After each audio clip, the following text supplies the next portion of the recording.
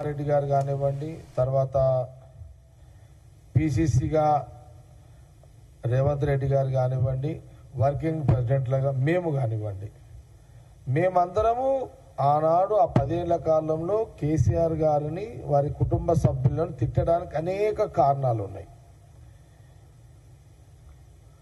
వాళ్ళు 2 ఎన్నికల్లో ఇచ్చిన హామీలు అమలు కాకపోతే మేము తిట్టినాము. దానికి ఒక అర్థం ఉంది. ఏం తిట్టినాము? 1,00,000 రూపాయల ఒకే కిస్తులో రుణమాఫీ చేస్తా అని 2014లో అన్నాడు. ఒక కిస్తీ పోయి అది 4 కిస్తీలు అయింది. 5 ఏళ్ళు దింపాడు 1,00,000 రూపాయలు. ఆ 1,00,000 రూపాయల రుణమాఫీ 5 ఏళ్ళు దింపాడు. అసలు అట్లనే ఉంది. అసలు పోయింది, మిత్తి అట్లా ఉంది, మిత్తి పోతే అసలు అట్లనే ఉంది. ఇది నిజమే కదా. అందుకే ఆ రోజున ఆ గవర్నమెంట్లో ఇద్దరు పిసిసిలు, అటు ఉత్తమ్ కుమార్ రెడ్డి గారు, ఇటు రేవంత్ రెడ్డి గారు, 12% ముస్లింలకు మీరు రిజర్వేషన్ ఇస్తానన్నారు, మీరు ఇవ్వలేదు, మాట తప్పారు. కాబట్టి దాని మీద వాళ్ళు తిట్టిర్రు ఇద్దరు. ఎస్టీలకు, బంజారాలకు 12% రిజర్వేషన్ ఇస్తానన్నావు, అది నువ్వు చేయలేదు, దాని మీద కూడా వాళ్ళు తిట్టిర్రు. ఇంటికి ఒక ఉద్యోగం అన్నావు, మాట మార్చినావు, దాని మీద వాళ్ళు తిట్టిర్రు. పేదవాడికి ఇండ్లు అన్నావు, అల్లుడు వస్తే ఏడమంటాడు, బిడ్డ వస్తే ఏడమంటది, కొడుకు వస్తే ఏడమంటాడు, మనమరాలు వస్తే ఏడుంటారు. ఈ పిట్ట కథలు అని చెప్పినావు. చెప్పి చెప్పి చెప్పి ఉద్యమం టైంలో చెప్పి చెప్పి చెప్పి చెప్పి ఆఖరికి ట్రాప్ చేసినావు. ఆ ఇల్లు నేను ట్రాప్ చేసి చేసుకున్నావు.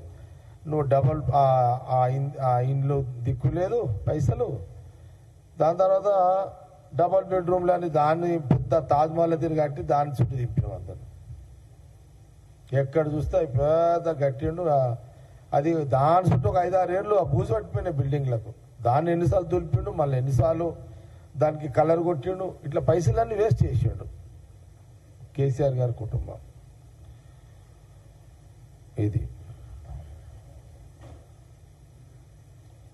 అందుకే ఆ రోజున కాంగ్రెస్ గవర్నమెంట్,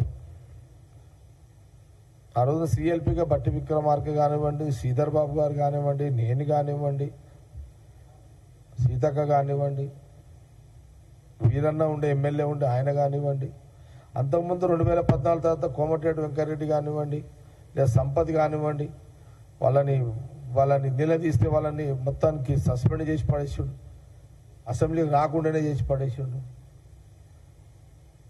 ఒకటి కాదు, మీరు ఎన్ని తిట్టినా, ఎన్ని తిట్లు తిట్టినా తక్కువరే నాయన. మేములనైతే ఎన్ని తిట్టినా తప్పులేదు. మీరు చేసిన కథలు అసలు ఉన్నాయి 10 ఏళ్ల కాలంలో. ఆ మల్లన్న సాగర్లో ఈపులు వలగొట్టినావు రైతులని. మల్లన్న సాగర్లో ఏం దుర్మార్గం అండి అది. మల్లన్న సాగర్లో దుర్మార్గమైన పరిపాలన, నికృష్టమైన పరిపాలన, ఒక దౌర్జన్యమైన పరిపాలన. ఇంత దుర్మార్గమా 10 ఏళ్ల కాలంలో? ఆ రోజు మేము అప్పుడు మల్లన్న సాగరు రైతులు ఏం, అప్పుడు మా నర్సారెడ్డి ఏం దెబ్బలవి. సరే, ప్రతాప్ రెడ్డి కూడా ఈపులు వలగొట్టారు, ఆయనేమో మళ్ళీ ఆడనే పోయిండు. కానీ ఆడనే ఉన్నాడు ఇప్పుడు ఆయన. అప్పుడు మాయంబడి ఉండే. అది కొట్టుడా పోలీసులు ఒక్కొక్క వ్యక్తి మీద 30 మంది కానిస్టేబుల్ లాఠీలతో కొడితే ఈపులు వాసిపోయినాయి ఒక్కొక్కరి. అసలు భయంకరమైన పాలన, భయంకరమైన పరిపాలన. ఎంత భయంకరం అంటే మల్లన్న సాగరు ప్రాంతంలో రైతులు బయటకు వచ్చి గొంతు విప్పితే గొంతు నొక్కేసే ఒక పోలీసు యంత్రాంగము. నీచమైన పరిపాలన. అసలు రైతులను గజ గజ గజ గజ ఉనికిచ్చిన పరిపాలన.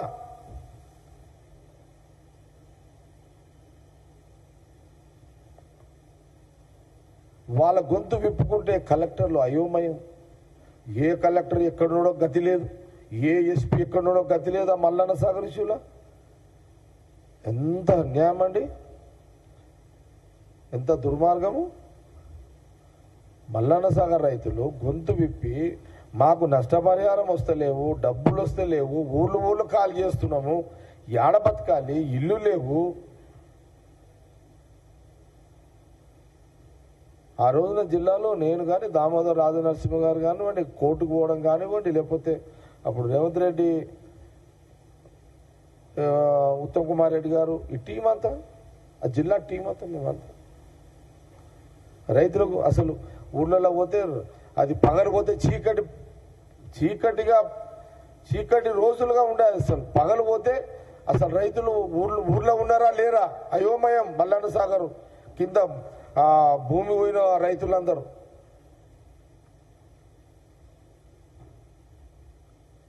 అందుకోసమే ఆ రోజున కాంగ్రెస్ పార్టీ మిమ్మల్ని తిట్టింది, నాయకుల మొత్తం.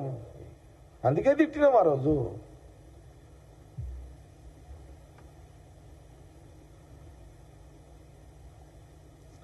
ఆ నమస్తే తెలంగాణలో నిన్న రాసిరాడు,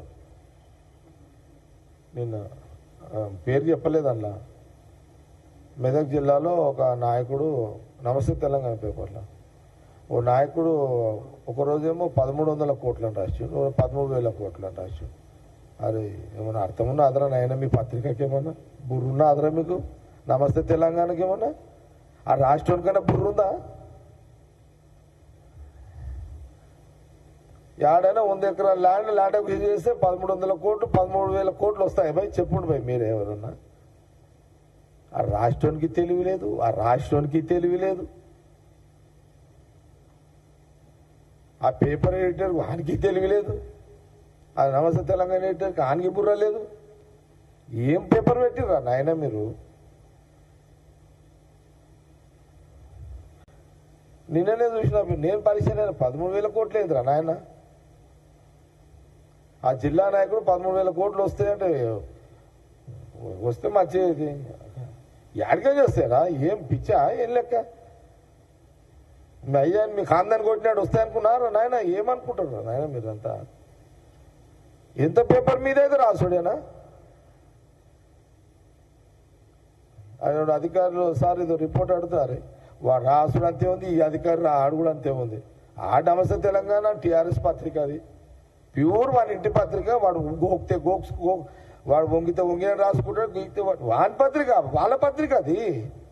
వాని పత్రిక నమస్తే తెలంగాణ పత్రికకి ఏం వాల్యూ ఉంటుందా? ఓకే రాసుకొని ఎట్లా వాడుండి పోయేదేమని. సరే ఇదంతా భయ్ నేను ఇదంతా ఎందుకు చెప్పినంటే మిమ్మల్ని మీ ఖాందాన్ కేసీఆర్ ఫ్యామిలీని తిట్టడానికి కారణాలు ఉన్నాయి, ఇన్ని గణం ఉన్నాయి. రేవంత్ రెడ్డి తిట్టినా, ఉత్తమ్ కుమార్ రెడ్డి తిట్టినా, నేను తిట్టినా, ఇంకెవరు తిట్టినా ఇన్ని కారణాలు ఉన్నాయి మిమ్మల్ని తిట్టడానికి. మీరు తిట్టుడు కాదు మిమ్మల్ని.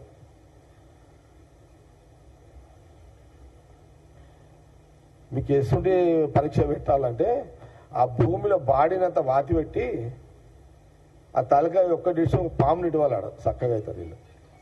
అసంటి పరీక్ష ఇవ్వాలి వీళ్ళకు. వీళ్ళు చేసిన ఈ దుర్మార్గమైన నీచమైన నికృష్టమైన పరిపాలనకు 10 ఏళ్ల కాలంలో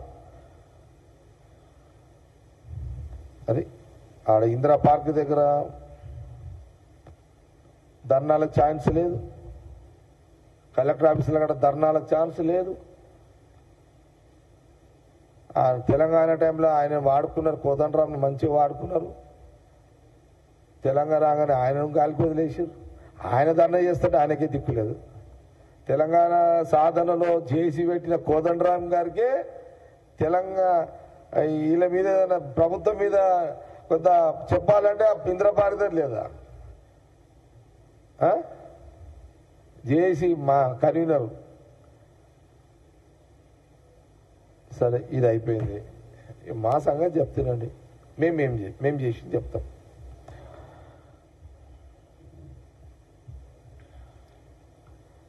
రాహుల్ గాంధీ గారి యొక్క నాయకత్వంలో తెలంగాణ ప్రజలు ఇచ్చిన గవర్నమెంటు, కాంగ్రెస్ గవర్నమెంటు, రాహుల్ గాంధీ గారు ముఖ్యమంత్రిగా రేవంత్ రెడ్డి గారిని చేసిన తర్వాత మా క్యాబినెట్ మినిస్టర్ అయిన తర్వాత మంచి పథకము ఉచిత బస్సు ప్రయాణము. ఉచిత బస్సు ప్రయాణం ఎట్లా ఉందయ్యా అంటే దాదాపు మన తెలంగాణలో అటో ఇటో ఒక 2 కోట్ల మంది సారీ 2 కోట్ల మంది మహిళలు అటు ఇటో ఉంటారు. 200 ప్రయాణాలు ఇప్పటి వరకు జరిగినాయని అధికార ప్రకటన. అయితే ఒక్కొక్కరు అటు ఇటు ఓకే. అయితే అటు ఇటు ఒక్కొక్కరు 200 సార్లు ఒక్క మహిళ తిరుగుతూనే ఉన్నారు. ఇలా సపోజు హైదరాబాదు నుంచి నువ్వు అటు సిద్దిపేట పోయినా, నేను హరీష్ రావు అని అడుగుతున్నా, హరీష్ రావు సిద్దిపేటకు నువ్వు మాజీ మంత్రి కదా, మా వాళ్ళు ఎవరైనా వస్తారు, సిద్దిపేటకే పోదాం. సిద్దిపేట పోయి మీ సిద్దిపేట నియోజకవర్గంలో ఎంతమంది మహిళలు ఇప్పటి వరకు 18 నెలల ఎన్నిసార్లు బస్సు ప్రయాణం చేసిరో ఎన్నిసార్లు చేసిరో అడుగుతాం. దానివల్ల మహిళలకు లాభం అయిందా లేదా మా నాయకుడు మీరు అడుగుతాం. దానికి మీరు సిద్ధమా? సిద్దిపేట నంబర్ 1. కేసీఆర్ గారు మీ కాన్షియస్కి పోదాం. మీరు మీ ప్రోటోకాల్ మాజీ సీఎం 10 సంవత్సరాలు కాబట్టి మీరు, నేను సీఎం రేవంత్ రెడ్డి గారిని ఒప్పిస్తా, మీ ఇద్దరు కూర్చోండి గజ్వేల్లో. గజ్వేల్ నియోజకవర్గంలో సీఎం రేవంత్ రెడ్డి గారు, మా ట్రాన్స్పోర్ట్ మినిస్టరు పొన్నం ప్రభాకర్ గారు వస్తారు, మీరు మాజీ సీఎంగా ప్రతిపక్ష నాయకుడు, మీరు గజ్వేల్ కాన్స్టిట్యుయెన్సీలో మీరు కూర్చొని మహిళల మీటింగ్ పెడదాం. ఖర్చు అంతా